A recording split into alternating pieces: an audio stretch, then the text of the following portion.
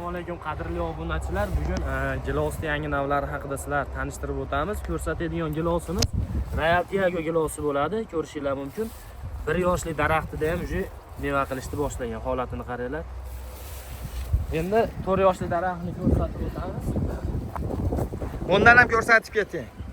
Obunachilar ishonarli bo'lishi uchun.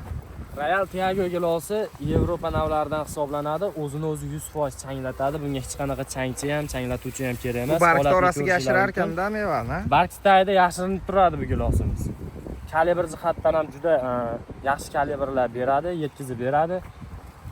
Post qalinligi jihatdan ham bemalol valavoy bilan raqobat qila oladi. Post qalinligi asosan nimaga kerak?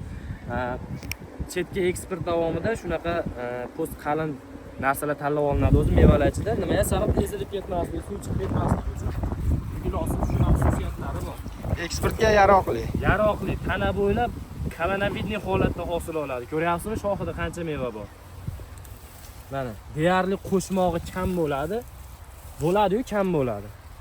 Juda ham chiroyli holatdagi gilosimiz. Buni ko'chatlardan kuzoyga ko'paytirib qo'yganmiz. Bemalol aloqaga chiqsanglar bo'ladi. Manzilimiz Farg'ona Quvada. Akalar, yangi navlarga o'tish kerak bo'ldi. U valavoy, bahor gilos, mayski gilos tugadi uni. Ulardan mana holat. Ichini ko'rsataymi buni?